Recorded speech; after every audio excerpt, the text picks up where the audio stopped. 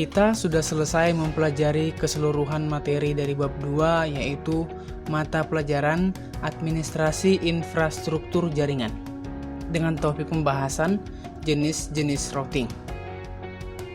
Jadi, sekarang kita akan membuat rangkuman materinya. Untuk rangkumannya ini, materi yang saya buat masih sebagian. Jadi, untuk lebih tahu lagi, silahkan kalian mempelajari materi video kita yang sebelumnya. Sebelum masuk ke rangkumannya, kita harus tahu lebih dulu apa saja kompetensi dasar dari materi yang akan kita buat rangkumannya ini.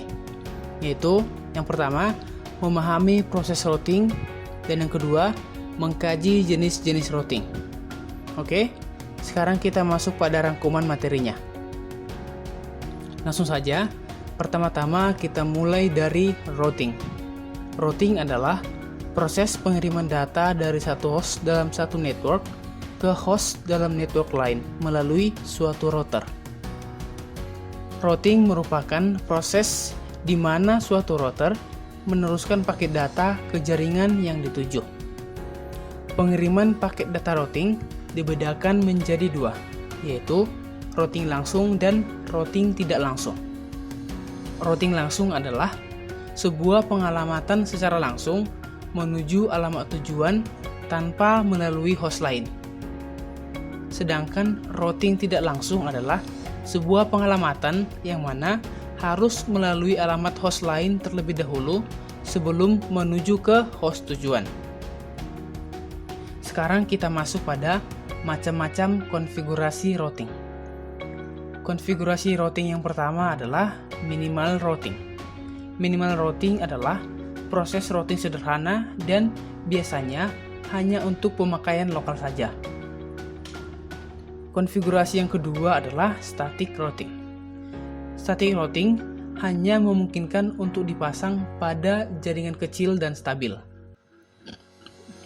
Karena pada konfigurasi ini, seorang administrator jaringan harus melakukan konfigurasi IP dan update table routing secara manual.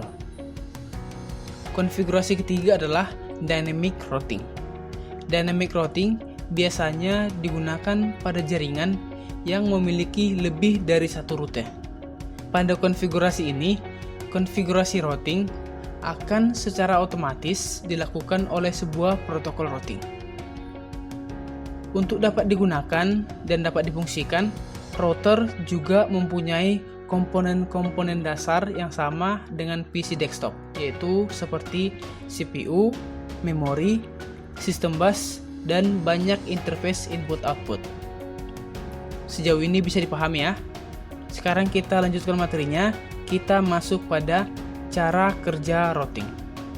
Routing adalah proses kerja dari router. Jadi, routing dan router jangan disamakan ya, itu adalah hal yang berbeda. Router adalah alatnya, sedangkan routing adalah prosesnya. Proses kerja routing adalah dengan merutekan paket atau data informasi. Dengan menggunakan teknik tersebut, maka router dapat mengetahui arah rute perjalanan informasi yang dituju.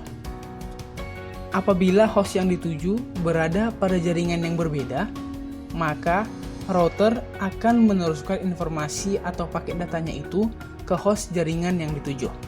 Sebaliknya, jika paket akan dikirimkan kepada host yang masih berada pada satu jaringan yang sama, maka paket data akan dihalangi oleh router supaya tidak keluar dan kemudian akan mengirimkan paket data itu ke host yang dituju yang masih berada pada satu jaringan yang sama. Baiklah, sekian untuk rangkuman materinya.